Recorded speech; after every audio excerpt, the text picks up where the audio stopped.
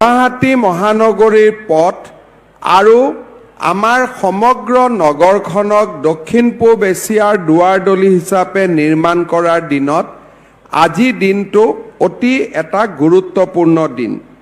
গুৱাহাটী আৰু উত্তৰ গুৱাহাটীৰ মাজত ভাৰতৰ প্ৰধানমন্ত্ৰী নৰেন্দ্ৰ মোদী ডাঙৰীয়াই 2019 চনৰ 9 ফেব্ৰুৱাৰী তাৰিখে গুৱাহাটী আৰু উত্তৰ গুৱাহাটী সংযোগী 6 লেন এষ্ট্ৰাডছ PSC ব্ৰিজৰ আধাৰশিলা স্থাপন কৰিছিল।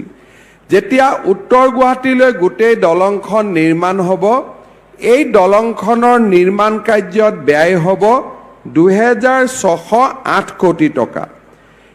ইয়াৰ পিছত 14 আগষ্ট 2019 চনত নিৰ্মাণৰ কাম শেষ হয়, নিৰ্মাণৰ কাম আৰম্ভ হয়। কিন্তু কোভিড আৰম্ভ হোৱাৰ বাবে আমি যিমান নিৰ্মাণ কাৰ্যত অগ্ৰগতি লাভ কৰিব লাগিছিল সিমান আমি অগ্ৰগতি লাভ কৰিব নোৱাৰিলোঁ। 2021 চনৰ বানপানীৰ বাবেও আমাৰ নিৰ্মাণ কাৰ্যত থমকি ৰৈছিল। কিন্তু আজি মই আপোনালোকক আনন্দ সহকাৰে ক'ব খোজোঁ যে আমি এই নিৰ্মাণ কাৰ্যৰ ইতিমধ্যে 82% আমি সম্পূৰ্ণ কৰিছোঁ আৰু ডিচেম্বৰ মাহৰ ভিতৰত প্ৰধানমন্ত্ৰী নৰেন্দ্ৰ মোদী ডাঙৰীয়াৰ কৰকমলেৰে আমি গুৱাহাটী আৰু উত্তৰ গুৱাহাটীৰ মাজৰ এই 6 লেনযুক্ত দলংখন আপোনালোকৰ সেৱাৰ বাবে মুকলি কৰি দিম। এই দলংখন নিৰ্মাণ কৰিছে Messrs SP Singla construction private লিমিটেডে আৰু এই দলংখনৰ নিৰ্মাণৰ চোৱা চিতা কৰিছে ব্ৰাজিলৰ সিষ্টা এনগেৰিয়া কনচাল্টৰিয়া লিমিটেডে। এই দলংখনৰ এটা উল্লেখযোগ্য দিশ আছিলে ভূতনাথৰ পৰা লাচিত চক। এতিয়াৰ পৰা আমি যদি কল্পনা কৰোঁ গুৱাহাটী বিমানবন্দৰৰ পৰা যিসকলে শুক্লেশ্বৰ মন্দিৰলৈকে যাব খোজে বা উজান বজাৰ শিলপুখুৰী গণেশগুৰিলৈ যাব খোজে, তেওঁলোকে এতিয়া ভূতনাথৰ পৰা পোনে পোনে আমাৰ সোঁফালে থকা দলংখনত উঠিব। অৰ্থাৎ সোণাৰাম খেলপথাৰৰ সন্মুখেদি বা ভৰলুমুখলৈকে তেওঁলোকৰ অহাৰ আৰু কোনো প্ৰয়োজন নাথাকিব।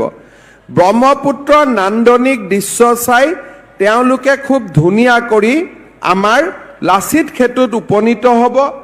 যিসকলে লাচিত সেতুৰ পৰা ভৰলুমুখলৈকে আহিব লাগে তেওঁলোকে টাৰ্ণ এটা মাৰি ভৰলুলৈকে আহিব আৰু যিসকলে শুক্লেশ্বৰলৈকে যাব লাগে তেওঁলোক শুক্লেশ্বৰলৈকে যাব। অহাকালি ৰাতিপুৱাৰ পৰা ভূতনাথৰ পৰা ভৰলুলৈকে এই গোটেই ৰাস্তাটো ওৱান ৱে হ'ব। এতিয়া আৰু কামাখ্যাৰ পৰা অহা গাড়ীখিনি ভূতনাথত আহি ভূতনাথতে তেওঁলোকে দলঙলৈকে উঠিব। এই আমাৰ সন্মুখৰ ৰাস্তাটোলৈকে তেওঁলোক নাহে। এতিয়া যদি আপোনালোকে অলপ ৰাস্তাটোলৈকে চাই আপোনালোকে চাওক কিমান গাড়ী আহি আছে, কিমান গাড়ী এতিয়াও আমি দেখি আছোঁ, এখন দুখন মোৰ হাতৰ আগতে গৈয়ে আছে। এতিয়া এই গাড়ীবোৰ অহাকালিৰ পৰা এই ৰাস্তাটোত নোহোৱা হৈ যাব, সকলোৱে দলঙেদি যাব আৰু মাত্ৰ 8 গাঁও বা যিখিনি মানুহে আমাৰ এক প্ৰকাৰ ক'ব গ'লে বিমানবন্দৰলৈকে যাব খোজে শুক্লেশ্বৰ মন্দিৰৰ পৰা, তেওঁলোকে ওৱান ৱেৰ সুবিধা লৈ এই ৰাস্তাটো দি যাব পাৰিব। ভূতনাথৰ পৰা তেওঁলোকে 2 ৱে পাব। মই এই যিটো অংশ, এই অংশটো আজি আমি ৰাইজৰ সেৱাৰ বাবে মুকলি কৰি দিছোঁ। এই অংশটোত 326 কোটি টকা ব্যয় কৰা হৈছিল আৰু এই অংশটোত 3 লেনযুক্ত।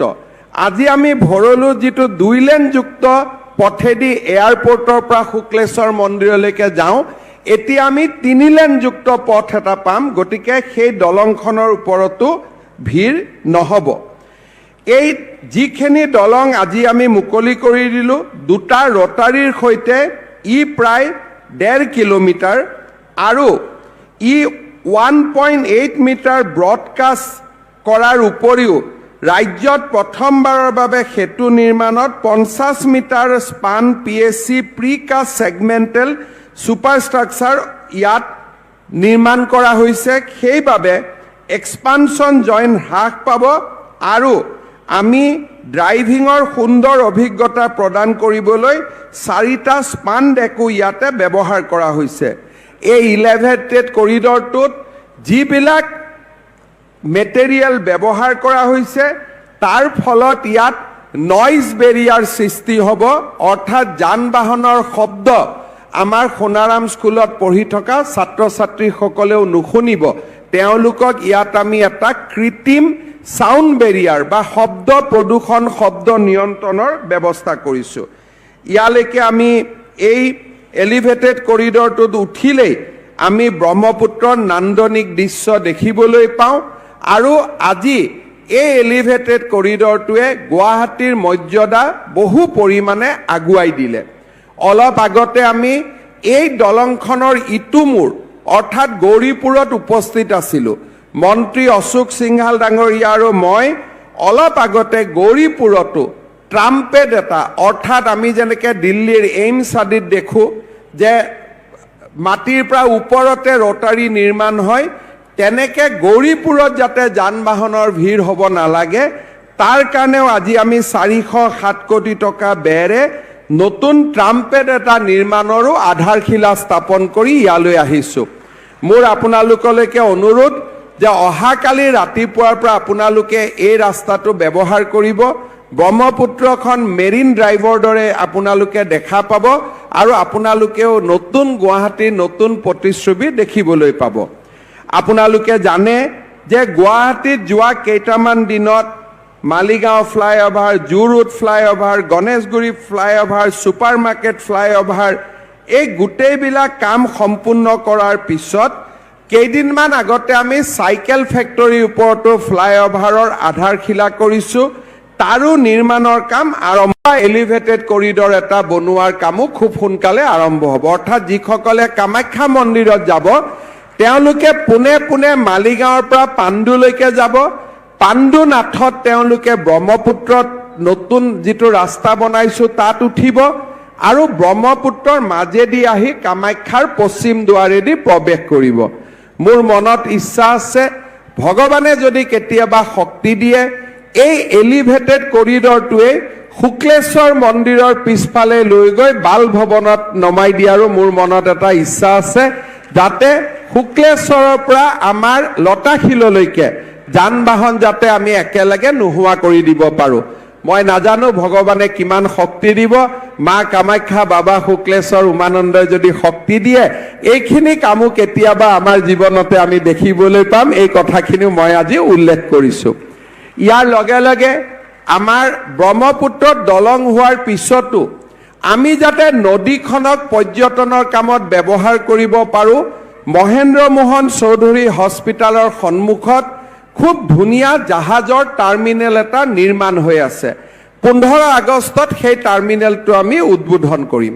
তাৰ লগতে তেতিয়া আমি নাও আৰু জাহাজেদি ব্ৰহ্মপুত্ৰখন পৰ্যটনৰ কাৰণে চাব পাৰিম। আমি উত্তৰ গুৱাহাটীত যাবৰ কাৰণে আমাক জাহাজ নালাগে, মাত্ৰ পৰ্যটনৰ দৃষ্টিভংগী দি। তাৰ লগে লগে যোৱা পৰহি দিনাখন উমানন্দতো আমি নতুন টাৰ্মিনেল বিল্ডিং এটাৰ আধাৰশিলা কৰিছোঁ 40 কোটি টকাৰে। উত্তৰ গুৱাহাটীতো আমি এটা টাৰ্মিনেল কৰিছোঁ 80 কোটি টকা ব্যয়েৰে, যাতে নদী দি যিসকলে ৰেষ্টুৰেণ্ট আদি লৈ ঘূৰি ফুৰিব পাৰে তেওঁলোকৰ কাৰণেও যাতে বিকল্প ব্যৱস্থা এটা ইয়াতে প্ৰস্তুত হৈ থাকে। আমাৰ মহানগৰীখনত দ্বিতীয় মেডিকেল কলেজ, মহেন্দ্ৰ মোহন চৌধুৰী হস্পিটালত আপোনালোকে দেখিছে তাত লিভাৰ ট্ৰান্সপ্লান্ট আদি হ'ব পৰা বহুত ডাঙৰ হস্পিটাল এখন আমি নিৰ্মাণ কৰি আছোঁ। এই গোটেইবিলাক হৈ গ'লে আমাৰ মহানগৰীখনৰ সম্পূৰ্ণ চেহেৰা পৰিৱৰ্তন হ'ব। কামাখ্যা কৰিডৰো লাৰ্চন এণ্ড টাৰ্বো নামৰ কোম্পানীটোৱে ঠিকা পাইছে, তেওঁলোকেও অহা কেইদিনমানৰ ভিতৰতে কামাখ্যা কৰিডৰ নিৰ্মাণৰ কামো হাতত ল'ব। আজি ইমান ধুনীয়া আঁচনি এটা আমি যাক সপোনতো ভাবিব পৰা নাছিলোঁ, তেনেকুৱা আঁচনি এটা সুন্দৰভাৱে নিৰ্মাণ কৰি দিয়াৰ বাবে মই সকলোকে অনুৰোধ কৰিম যে আমাৰ লোক নিৰ্মাণ বিভাগৰ অভিযন্তাসকলৰ বাবে আপোনালোকে এটা দীঘলীয়া হাত চাপৰিব যাওক। তেওঁলোকৰ প্ৰচেষ্টাত আজি এই কাম সম্ভৱ হৈছে। গুৱাহাটীৰ সাংসদ কুইন ওজা ডাঙৰীয়ানী, স্থানীয় বিধায়ক ৰমেন্দ্ৰ নাৰায়ণ কলিতা, অলপ স্থানীয় বিধায়ক ময়ো হওঁ, আমি সকলোৱে নিজৰ গাত নিজে ধন্যবাদ লৈ লৈছোঁ যে আমিও নিজৰ ধন্যবাদ নিজে লৈছোঁ। ৰাইজকো ধন্যবাদ জনাইছোঁ আৰু মই আশা কৰিম যে পলম নোহোৱাকৈ অহাকালিৰ পৰাই PW ডিপাৰ্টমেণ্ট, পুলিচৰ ট্ৰেফিক ব্ৰাঞ্চ আৰু DCয়ে লগ লাগি যি পৰিকল্পনা দি আমি এই কামটো হাতত লৈছিলোঁ সেই পৰিকল্পনাটো যাতে অহাকালিৰ পৰা বাস্তৱত ৰূপায়িত হয়। সোণাৰাম ফিল্ডত যাতে মই বিমানবন্দৰৰ পৰা অহা মানুহ বা বিমানবন্দৰৰ পৰা গাড়ীত অহা মানুহ ভৰলো মুখত দেখা পাব নালাগে, সেই কামটো অহাকালি ৰাতিপুৱা 8 বজাৰ পৰা ঠিক ঠাক কৰিবৰ বাবে মই জিলা আয়ুক্ত মহোদয় আৰু পুলিচ আয়ুক্তক অনুৰোধ কৰিম। PW डिपार्टमेंट सहाय को 20% धन्यवाद देता हूं, 80% धन्यवाद बाद में दूंगा जब पूरा दलंग का काम कंप्लीट हो जाएगा। आज हम लोग दलंग का उद्বোधन भी नहीं किया हूं, इनॉग्रेशन भी नहीं किया हूं, खाली रास्ता खोल दिया हूं जाने के लिए। ये ब्रिज मोदी जी के लिए हम लोग को मिला है, तो मोदी जी का हाथ से ही ये दलंग खुलेगा और इनॉग्रेशन होगा। और कब इनॉग्रेशन होगा? जब मोदी जी देश का तीसरा बार प्रधानमंत्री बनेगा, तब ये ब्रिज हम लोग मोदी जी से शुरुआत करूंगा। बनेगा ना तीसरा बार प्रधानमंत्री? जबरदस्त बनेगा ना? पूरा डांगर कोरी हब লাগিব। आगत कोई कैसे बनेगा? 400 सीट पार करके बनेगा, है ना? मोदी जी कैसे इस बार देश का प्रधानमंत्री बनेगा? अगली बार 400 पार होगा कि नहीं? एक बार मेरा साथ बोलिए, अगली बार फिर एक बार। एकदम जुस ठीक আছে। সকলোকে বহুত বহুত ধন্যবাদ জনাইছো। সকলোৰে গধূলিও হৈছে, ঘৰত চাকি বন্তি জ্বলাব লাগে।